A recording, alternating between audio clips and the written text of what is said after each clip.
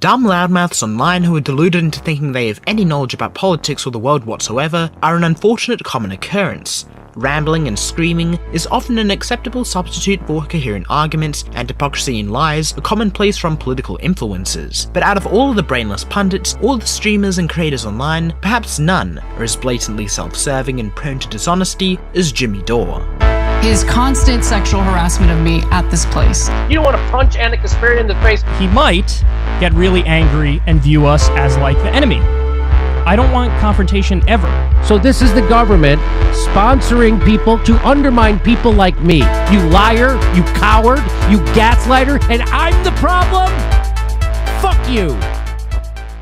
In 2022, when you think of leftist online content, you probably think of video essayists, political streamers like Hassan, or some personality involved in the BreadTube community. This is a relatively new phenomenon. Years ago, the news commentary showed the Young Turks, and people associated with TYT were really most of the only major progressive channels on YouTube. Chicago comedian Jimmy Dore was an early member of the Young Turks team, in 2009 producing The Jimmy Dore Show, a weekly comedy news show. He also often appeared as a guest on TYT with Cenk Uygur. The Jimmy Dore Show would be uploaded to YouTube over the years, especially during and after the 2016 presidential election, blowing up into the hundreds of thousands of subscribers, mostly off political commentary that was progressive-leaning and pro-Bernie Sanders. Jimmy Dore became one of the most popular leftist YouTubers on the site. He was funny, insightful, entertaining, and most of all, people liked him because he was blunt, said what he thought, and seemed like an honest guy who tells it like he is. However, old Jimmy isn't as candid as he tries to make himself out to be. In fact, he's an egotistical grifter who backstabs his friends, blatantly lies for profit,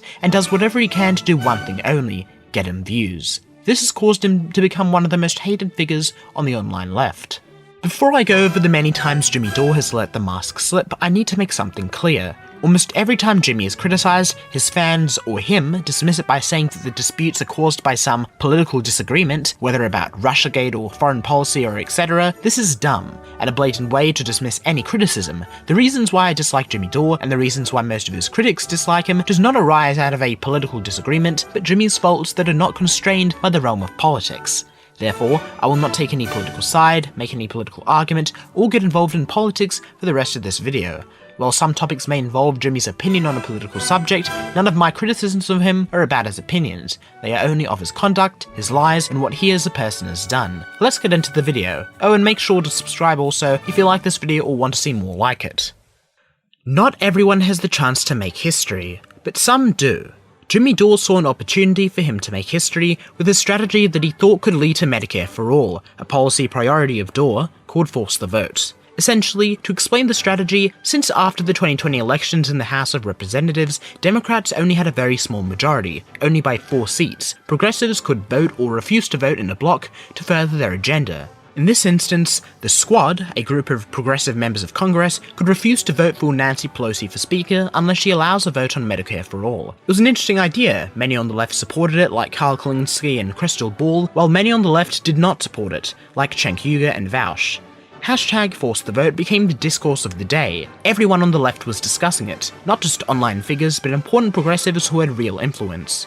Jimmy should be proud. His idea entered the mainstream consciousness and was being debated on its merits by almost everyone.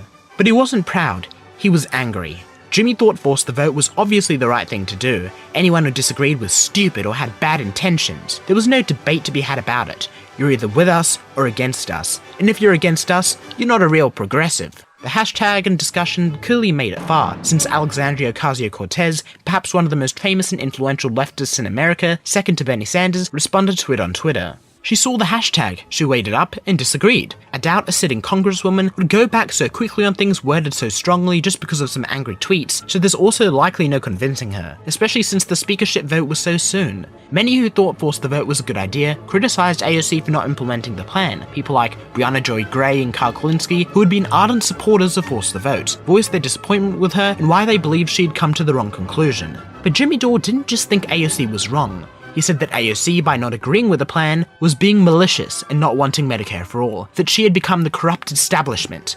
All the progressives in Congress, everyone on the left with any amount of power had been corrupted and wanted everyone to die without healthcare. Jimmy went into an unhinged rant on a show about it, as seen here. You're broken because you're corrupted and co-opted, and now we gotta lay on you as hard as we can. Everybody sees through the squad now. And why AOC? I'm telling they're pushing her out there because she's the most sympathetic. And so idiots can say, stop attacking her when she is standing between you and healthcare and protecting Nancy Pelosi and her career. I figured this out in 2 weeks, AOC. You liar, you coward, you gaslighter, you standing in the way of people in healthcare. You run on healthcare and then you deny it to us. You dangle it in front of your fucking constituents, and then when you get there, you don't lift a fucking finger. And I'm the problem? Fuck you. You already voted for the CARES Act. Fuck you. And fuck anybody who is protecting her. Fuck you. You don't think people see what you're doing? You don't think everyone knows that you got your start on my show? You don't think everyone knows what you are now? Now notice how he says he made AOC's career and got her elected to Congress. Jimmy is either incredibly narcissistic to the point of insanity, or just plain lying here, because he barely had an impact at all. The interview he's referring to when he says that she would be nothing without has less than 100,000 views. Yes, you heard me. While appearing on the Young Turks certainly helped AOC to get a name out there in the online world, and therefore get more donations and endorsement from groups like Our Revolution, an interview with less than 100,000 views was by no means a decisive factor in an upset primary win against longtime incumbent Representative Joe Crowley. Like I said, it's either a lie or Jimmy is so egotistical he believes his own lies. But you know, maybe he's just really passionate about Medicare for All. Maybe he views its undying support no matter the cost as a litmus test. Maybe out of principle he cannot excuse anyone not being fully behind Medicare for All because it's so close to his heart. Well... What you seem to be supporting, and I just want to get clear. I know your plan isn't out yet, but people are saying, oh, Tulsi flip-flopped on Medicare for All. Now, you seem to be not wanting to outlaw private insurance, more like, say, what works in Australia. That's so right. Now I'm very familiar. I've been to Australia. I know how their system works. Well, that's funny. Jimmy is excusing Congresswoman Tulsi Gabbard for her backing off of Medicare for All, the same issue that he decried AOC as a traitor over for not supporting a particular plan to help it pass. You see, Representative Tulsi Gabbard originally supported Medicare for All in a campaign, just like AOC did. Medicare for All is a single-payer healthcare, where the government funds healthcare and eliminates private medical insurance, basically what Canada has. Later on in the campaign, as she describes here, Tulsi backed off of this position, rather endorsing the healthcare of where I'm from, Australia, where you can keep your current medical insurance, whereas AOC never left her position. What Gabbard just described is what's called a public option, and that's the same system that moderate Democrat and future President Joe Biden endorsed in the primaries, even though Biden has moderated further once in office. Let's see what Jimmy has to say about Biden's views on Medicare during the primary, which I repeat, were the same as Tulsi's, who Jimmy gave apologia for. What kind of bullshit is he? And now you know why Trump might beat him. He won't even give you health care in a pandemic, and blue checks are going to whack their finger at us and tell us we have to do this. Fuck you. Joe Biden has to come get my vote, and he has to offer me health care in a pandemic. That's my red line. That's my bottom line. That's my divide. That's it. Bottom line. You can't cross it. The only possible reason why Jimmy Dore would support Tulsi Gabbard on this issue and not AOC is that AOC refused to go in a show, while Tulsi went in a show. Very interesting indeed. So Jimmy exposed himself as a grifter to a lot of people, but he still had a lot of the left on his side. After all, he was supposedly attacking people from the left, and there's nothing wrong in their perspective of making lefties even more left. And his long-time affiliation with Cenk Uygur, Anna Kasparian and the rest of the Young Turks certainly didn't hurt either. However, Jimmy's relationship with Cenk and Anna began to falter, and like all lefties' relationships, it fell apart because of arguing about politics. Starting around the beginning of the Trump presidency, a large portion of Democrats, liberals and leftists believed that Trump colluded with Russia to help his presidential campaign. It's an extremely charged topic, so I won't discuss its merits, but all I'll say is that there were deep divides in online leftist circles over its legitimacy.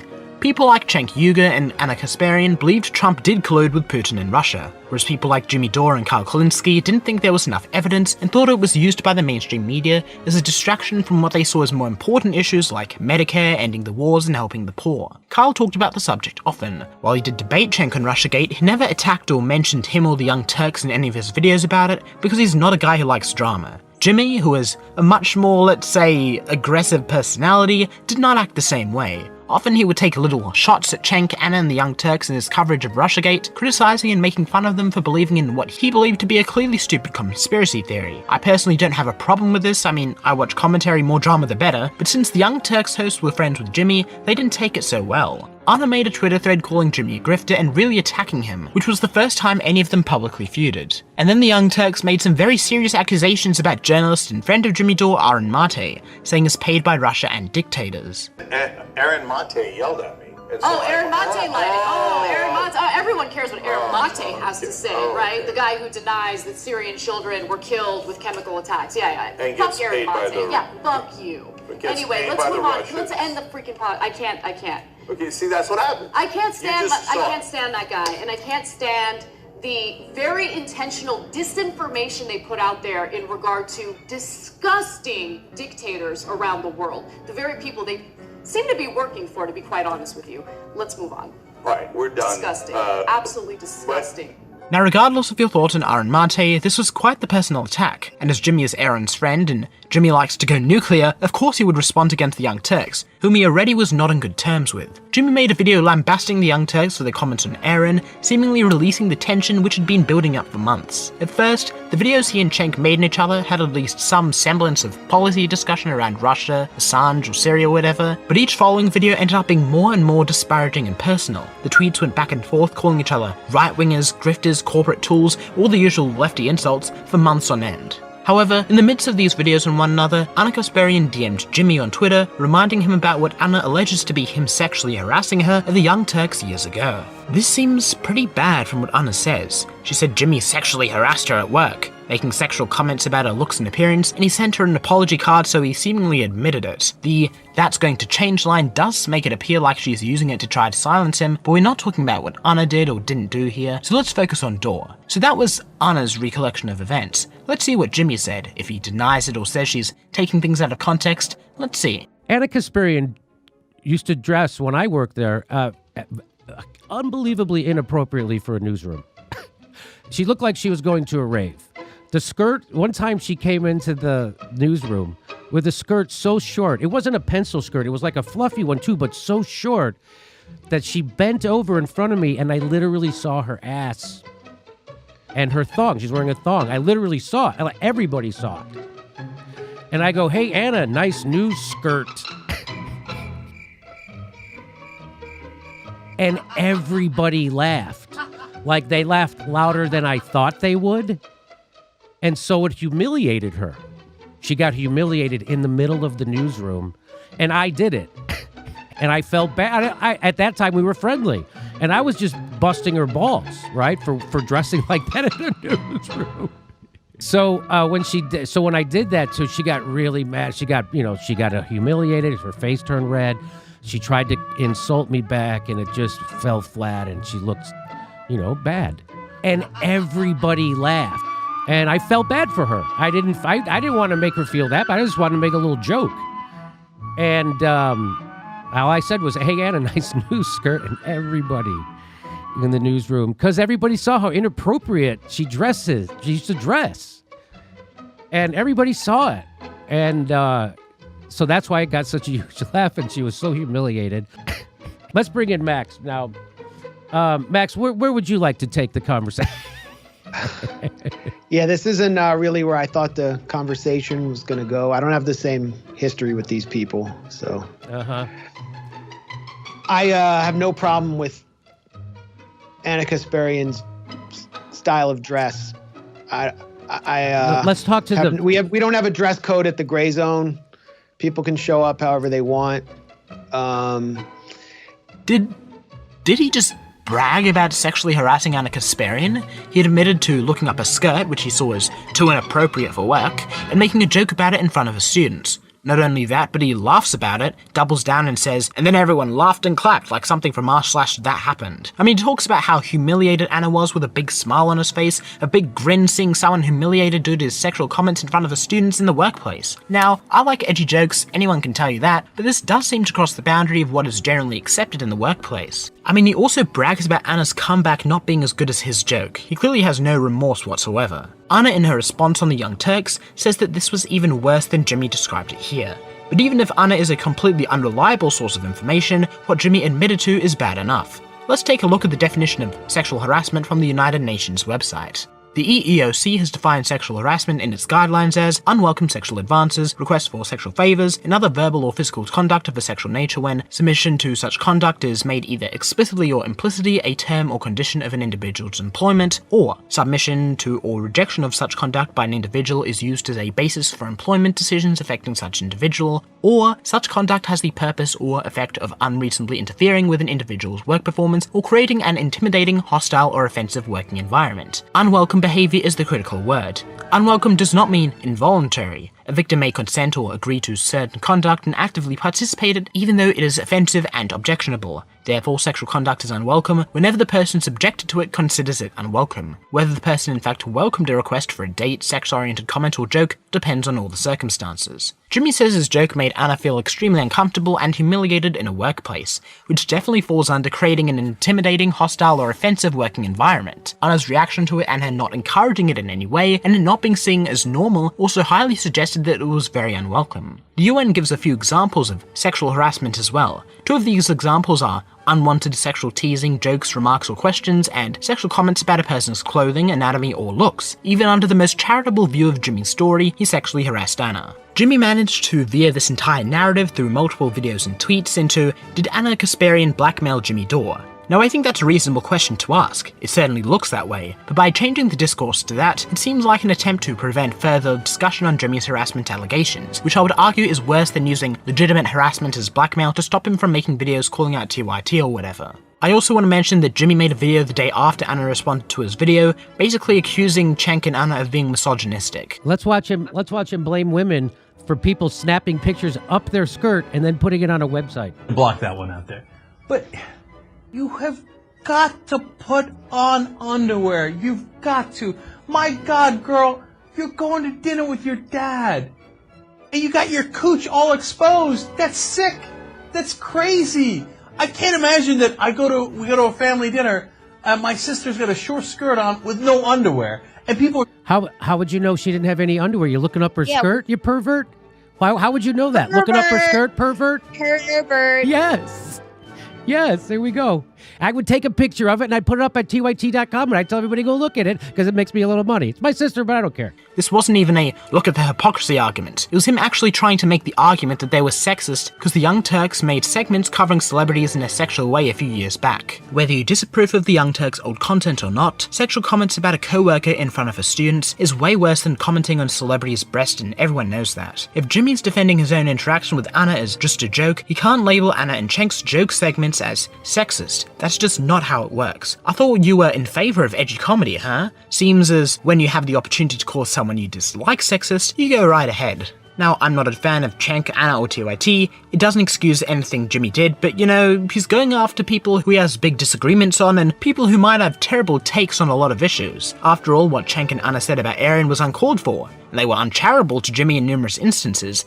Maybe Jimmy got mad because he was being treated unfairly, and that's why he went nuclear. In the non-harassment stuff, obviously the harassment was never okay. So, let's see how Jimmy Dore treats someone who he agrees on basically every policy point with, who is literally as nice and charitable as he can possibly be to him, and only gives him the lightest criticism in the most careful way possible. Yes, let's see how Jimmy Dore treats his formerly close friend, Kyle Kulinski. Kyle Kulinski, host of Secular Talk, is another leftist content creator who is often associated with the Young Turks and was, friends with both Cenk and Anna as well as Jimmy Dore. Now, seeing two friends get into deep personal drama is not something you would usually want to get involved in, and Kyle was determined to stay out of this. He said he'll never shy away from policy discussions, but getting into this drama and almost definitely making at least some of his friends upset at him is not something he's interested in. In fact, in Kyle's video about the drama, which he was dragged into, I'll talk about it later, he spends the first 3 minutes talking about how he tried anything he could to stay out of the drama. He even disinvited Cenk and Jimmy from his podcast to avoid it. This is a guy who doesn't want to offend anyone. But staying out of this drama was not good enough for Jimmy and Aaron.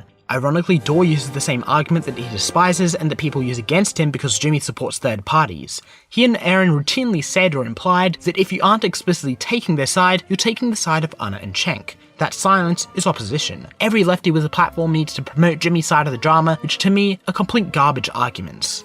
Again, Dore shows his hypocrisy here, because if you believe that Kyle staying out of the drama is weak and wrong, then so is Jimmy Dore.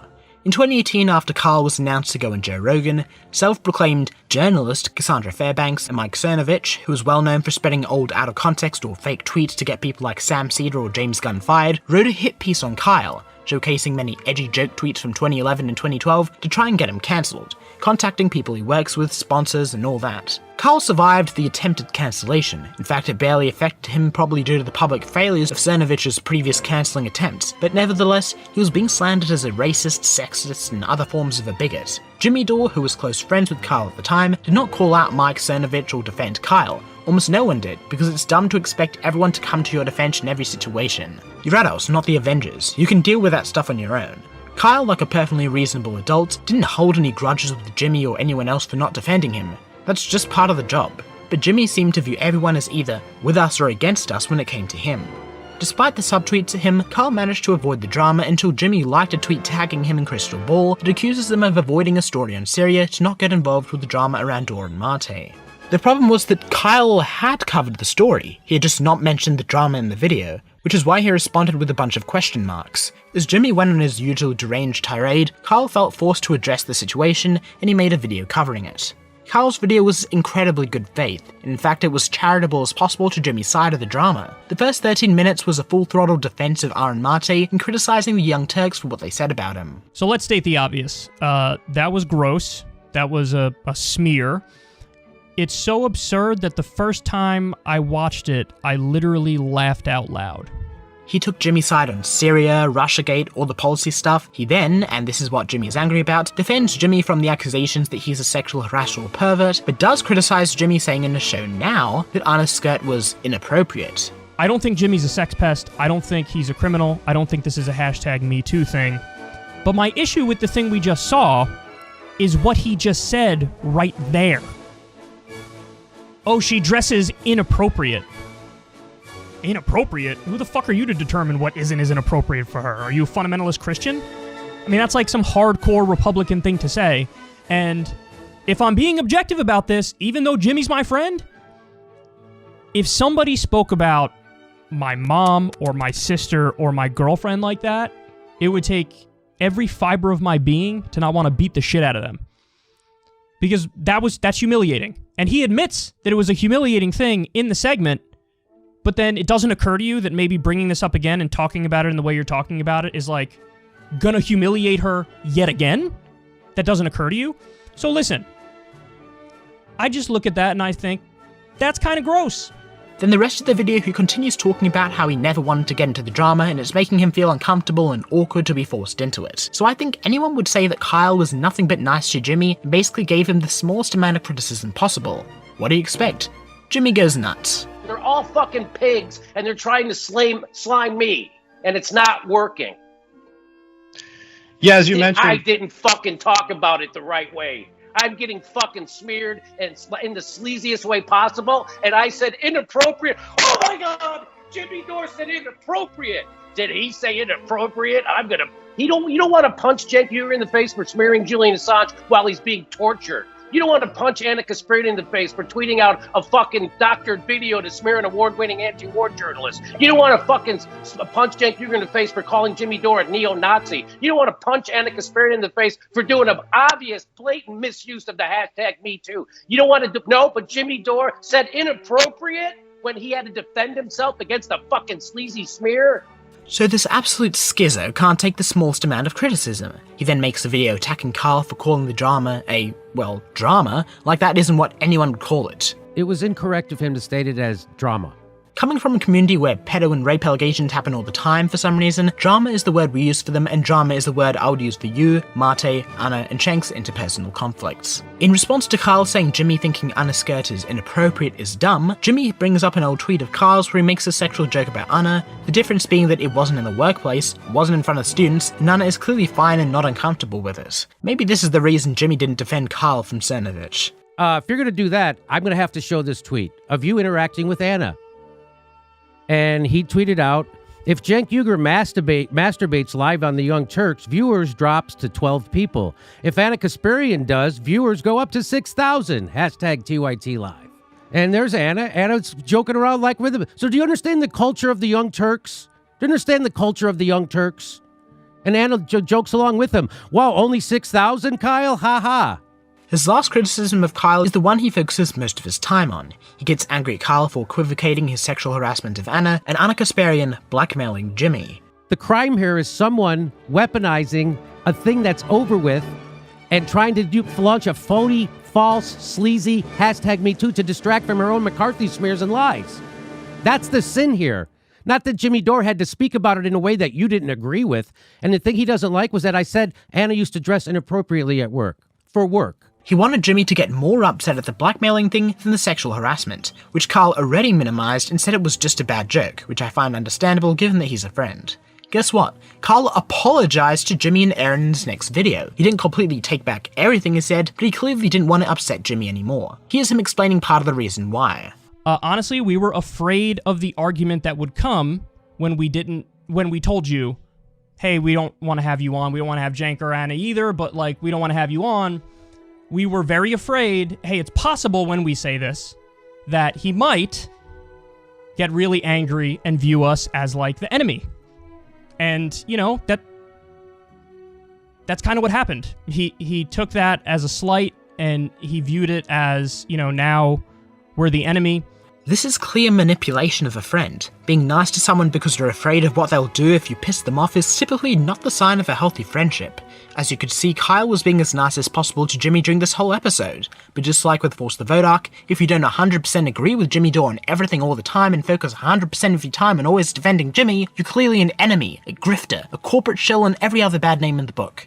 After all, Jimmy can never be wrong, and being against Jimmy is being against the left. Unfortunately, Kyle Kulinski was probably hurt the most out of this controversy, despite being the one most adamant to stay out of the drama. Cenk, Anna, and Jimmy all hate him for not completely taking any side. Despite being close friends and founding organizations together, they've cut him off completely. Kyle lost thousands of subscribers and is stuck just below 1 million subscribers because the tons of insane Jimmy Dore fans in his audience all left him during the drama. You can even see in the like ratio and comments how much Kyle went against his audience for not being 100% on Jimmy's side in this. Even though even after this, Kyle liked Jimmy and agreed with him on policy, his more recent videos have led him to disavow him. So what I've seen is there was a time when he would mostly criticize Democrats, and you got the sense it was from the left and it was to improve them. Then, you know, over time it slowly creeped up from like, okay, 70% of your commentary is going after the Democrats, 30% is going after the Republicans. Now it's like 80-20. Now it's like 90-10. And then it got to like 100% of the commentary is just like Democrats are bad. Now, if you have a platform, you have to realize, even if you think it's like, well, duh, the Republicans are bad, there might be some 14-year-old coming to your channel who doesn't think that's a duh, and all they see is you shitting on Democrats. And then you're sort of painting a misleading picture of the world. And then when it really got to a point where it was like, this is just sad now, is when the vaccine skepticism stuff started happening. That's when I saw the things on Twitter where it was like, here's his most recent however many videos, and like 60% of them or some shit were just like doubting the vaccine. And when I saw that, I was like, well, it's a good thing that all my ties are severed with everybody, because I do not want to be associated with that in any way, shape, or form. Jimmy bullies and manipulates friends into being attack dogs for his internet drama and sexual harassment allegations. He loses any friends who refuse to play his game, and further cuts off more and more people who would otherwise work with him. This could have stayed a policy discussion, but Jimmy going nuclear never ends well. Not just going nuclear, but laughing and defending sexual harassment, and generally being a narcissistic, self-centered egotist. Jimmy Dore is often liked by his fans because of his perceived honesty. He doesn't appeal to political correctness, grandstand, or not say what he's actually thinking. He'll say what's on his mind. He's a straight shooter.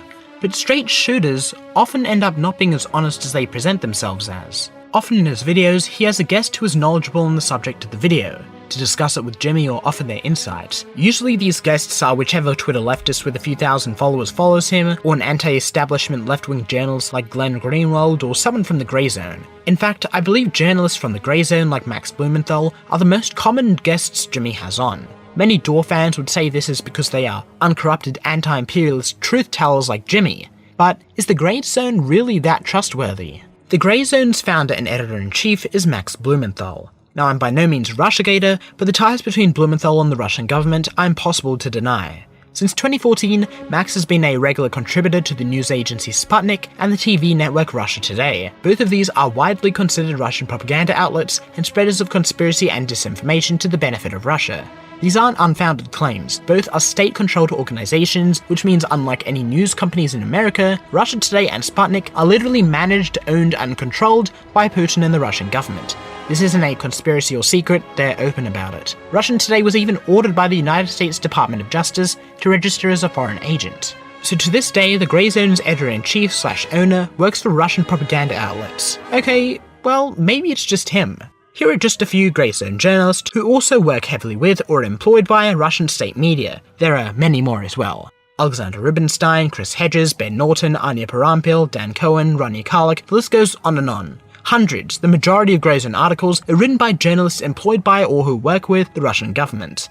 I'm not saying that everything by the Grey Zone is Russian propaganda or shouldn't be trusted, but these ties would definitely influence the authors of these articles, and they are not really reliable sources for Jimmy Dore to use for his show. The Grey Zone also routinely spreads disinformation and denies the Chinese genocide of Uyghurs in Xinjiang. But I'm not going to get into all of the disinformation spread by the Grey Zone, or I'll be here all day. All you need to know is the Grey Zone isn't reliable, and if Jimmy Dore is using literal Putin-backed journalists as his sources, he would be better off not using any sources at all. I'll also point out that Jimmy Dore himself has worked with RT on numerous occasions. Well, okay, Jimmy's sources are downright terrible, but how trustworthy is Jimmy Dore's content itself? Not very. A video by one of the only bread tubers who actually has more than a single brain cell, Sean, exposed Jimmy Dore for intentionally spreading misinformation about the vaccine. But I'm not going to express what I think about the vaccine or whether I think people should take it because I don't want to be political. Sean doesn't do what Snopes does and accuse Jimmy of spreading misinformation because he doesn't agree with the generally accepted science, but instead shows that Jimmy deliberately misrepresents articles, skipping over bits, adding words, and doing stuff where he knows he's lying to his audience. I'll show some clips from Sean's video, but make sure to also watch the full 50-minute video dissecting Dore's videos, since it's a great watch and it goes in depth. And this video from Dore is a real masterclass in misleading an audience. And to see what Dore does here, we're going to read this article along with him and see how he represents it. So, the article starts out, highly vaccinated Singapore is battling a record wave of COVID-19 infections just as the city plans to reopen to the world. But Singapore's 80% vaccination rate has kept severe cases and deaths down, potentially proving that living with the virus versus trying to eradicate it is the surest path out of the pandemic. Now, here's how Jimmy Dore starts reading the article.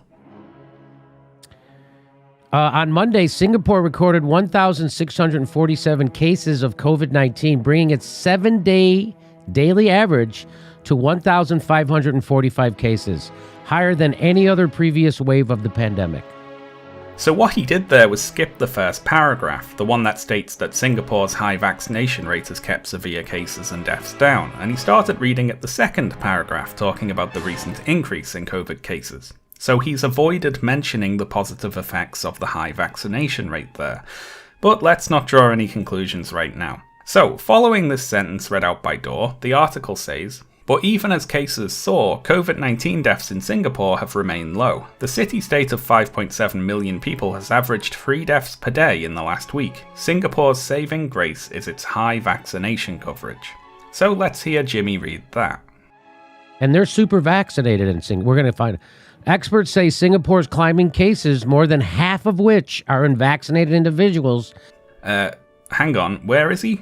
Oh, he skipped down to here, the sentence that starts out, experts say that Singapore's climbing cases and so on. So that's twice now that he's skipped mentioning the positive effects of vaccination. Now, the sentence following this one also mentions Singapore's low death rate. It says, as long as deaths remain low, Singapore can set an example for how other countries, especially those that have maintained zero tolerance for COVID-19, can emerge from the pandemic. So let's listen to Jimmy read that. Singapore has now fully vaccinated over 80% of its population, one of the highest rates in the world.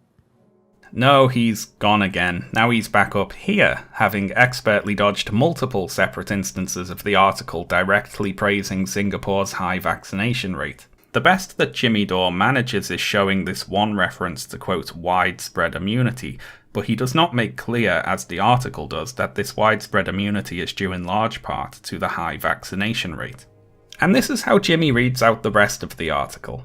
Well, no, he's not reading the article, really. He's picking particular sentences out of it in order to present a biased view of it. This is an article about how Singapore's high vaccination rate has kept deaths low even as virus cases increase as the country eases lockdown restrictions. It's a success story.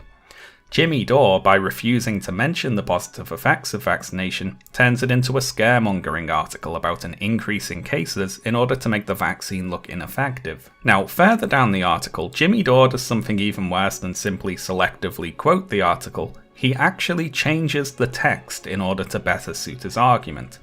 So first, let's read the relevant part of the article. Throughout July and August, cases in Singapore ticked up to over 100 per day after nearly a year of almost no infections due to the city's previous zero-tolerance policy. That policy included stay-at-home orders, intensive testing and contact tracing, and a ban on foreign visitors. This month, cases have risen exponentially from 180 on September 1st to roughly 500 by mid-September and to nearly 1,500 this week. On Monday, Singapore said that it would reintroduce some social distancing measures, including reducing dining groups from 5 to 2 people at restaurants and directing companies to allow employees to work from home.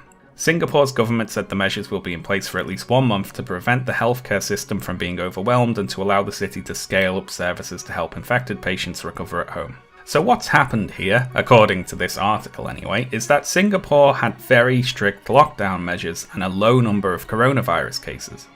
Once a large percentage of the country was vaccinated, however, they started easing those lockdown measures, which led, of course, expectedly, to an increase in cases.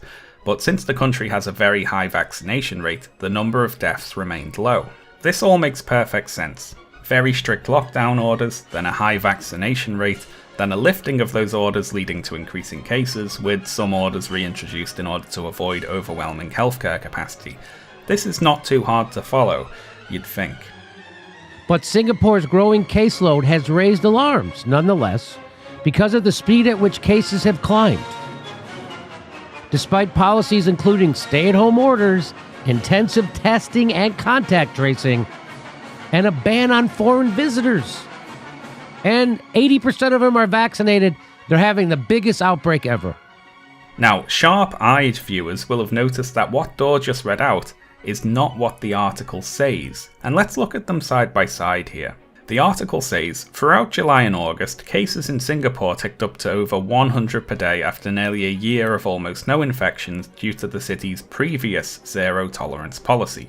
Emphasis on the word previous there. Then it goes on to say that policy included stay-at-home orders, intensive testing, and so on. Jimmy Dore's text says the speed at which cases have climbed despite policies including stay-at-home orders, intensive testing, and so on. He snips out the sentence, making it clear that these policies were the previous policies, the policies that were lifted, and he puts the word despite in there. Now, the word despite is not in this paragraph in the original article, and this makes it seem like these policies are current, ongoing policies. He's rewriting what the article says to make it say something different.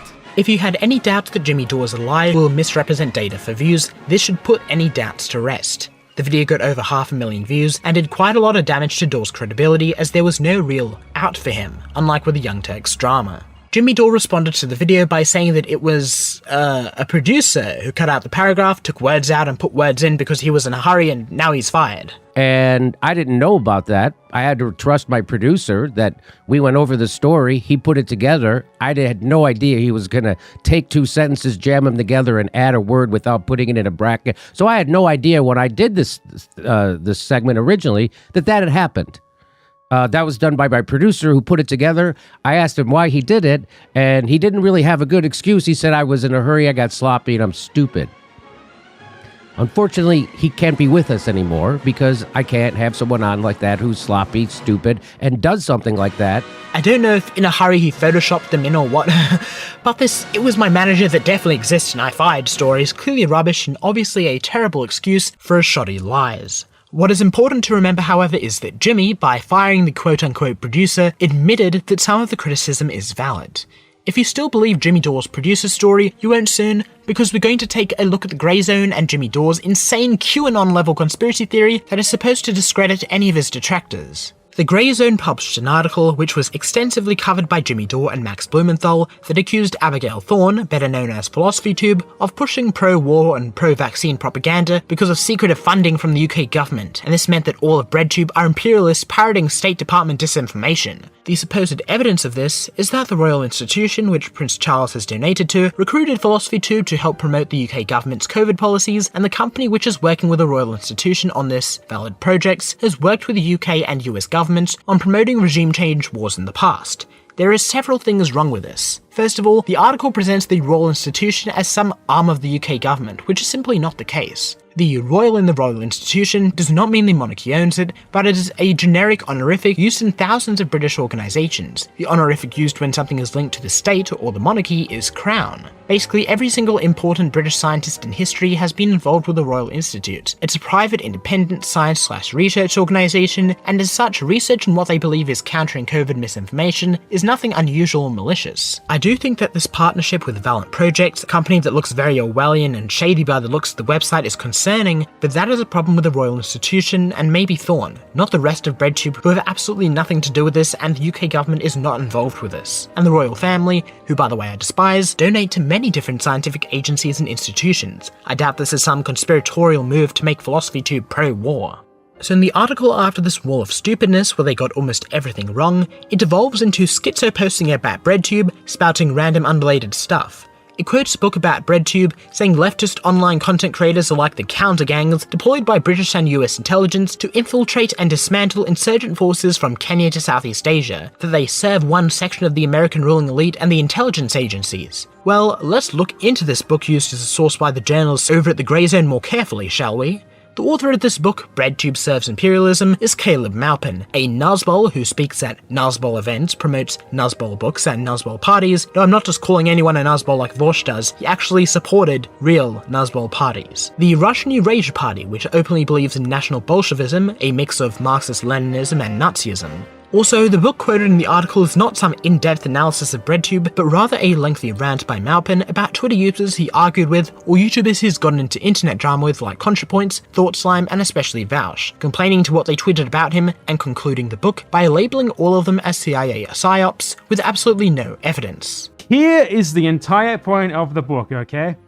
You're gonna feel the resentment seeping through here. It should be noted that the author of this book's entire introduction to the BreadTube universe came from an invitation to debate Stephen Destiny Bonnell. Bonnell was entirely blown away by this writer's citing of actual data in defense of the existing socialist countries. And the debate resulted in a huge expansion of his social media following. And then everyone clapped. Who writes about themselves like this? Bonnell approached the debate in a very smug manner, assuming that nowhere had socialist central planning ever had economic successes. Max Blumenthal using a disgruntled Nazbol whose big man he lost to Destiny debate as the sole source for a large section of the articles and as an expert on BreadTube is just dumb. The rest of the article is just talking about how shady Valiant Projects is, which I don't disagree with, and using clips taken from rando Twitter threads of prominent BreadTubers to paint the narrative of BreadTubers all being liberal imperialist meanies. Before we get to Jimmy Dore's reaction, there is a segment talking specifically about Sean's video and Dore in the article. The article says that Sean's video relied heavily on statements by official experts in the US government bodies like the FDA and CDC, ignoring that most of Sean's video was just showing that the exact articles Jimmy was reading were misrepresented by him, which isn't exactly parroting US government propaganda.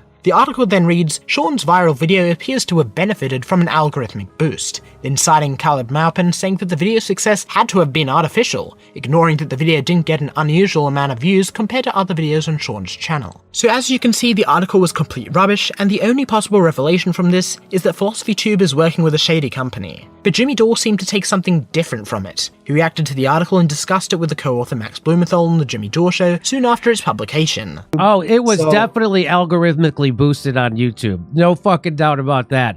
That was given the favored treatment on YouTube. The CIA and the intelligence beholden that Google and YouTube, they're in bed with the fucking intelligence community. Of course they are. Google, Alphabet. The biggest fucking largest, most profitable communications company in the history of the fucking world. Any company. Jimmy is technically correct that the CIA and intelligence agencies likely communicate or work with Google in some aspects. It's inevitable that a large technology company will.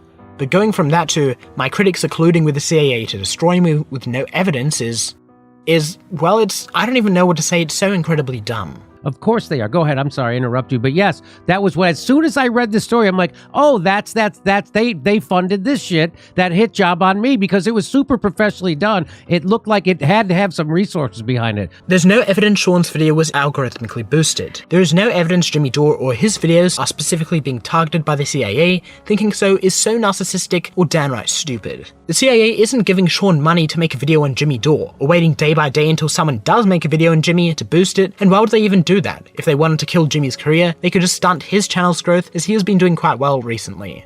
The comment about the Sean video being super professionally done and having to have some resources behind it is especially confounding. Sean's video, like most of his videos, have incredibly basic editing. Here's his video on 500 times speed. It's just a picture or video every once in a while in the middle of the screen, and a drawing of the skull in the corner. Maybe compared to what Jimmy does, reading one paragraph from an article and going on an unhinged rant about it, it's impossible for him to comprehend the effort to go into the research, which was definitely well done. Trying to discredit your critics as CIA funded and backed probably would work better if the main source for your videos, apart from news headlines, weren't people literally working for the Russian government. But Jimmy knows this. He doesn't actually think his enemies are collaborating with the CIA and the State Department in a big QAnon-like conspiracy. He's just trying to dupe people into not looking at criticism of him. Ironically, Jimmy does with the CIA exactly what he accuses liberals of doing with Russia. The CIA is behind this, the CIA is behind that, I'm not going to take any responsibility for my mistakes, it's all the CIA's fault. And I know Jimmy knows this is a load of rubbish, because he already admitted to some of the criticism, remember? He said he fired that made-up producer. Well, if that criticism was just made-up CIA propaganda, why fire the producer? Why not get him back? That poor producer got fired because Jimmy believed CIA propaganda about himself. No, Jimmy Dore is just a liar who can't handle criticism. I think that's about it for my criticisms of Jimmy Dore. From the facts I've presented, I think any reasonable person would understand why he's not some honest guy to get the facts from, and he's actually a pretty bad guy. But quite a few Jimmy Dore fans aren't reasonable. He has some of the most loyal fan bases on YouTube. Any negative video about Jimmy Dore, even the Carl Kolinsky videos where 80% of it is praising him, are disliked bombed to hell, and the comment sections are filled with angry Jimmy Dore stans. After knowing how wrong they are, it's pretty entertaining seeing some especially deranged comments by Jimmy Dore stans. So as I head off, I'll show some on screen. Make sure to subscribe and like this video. See you next time.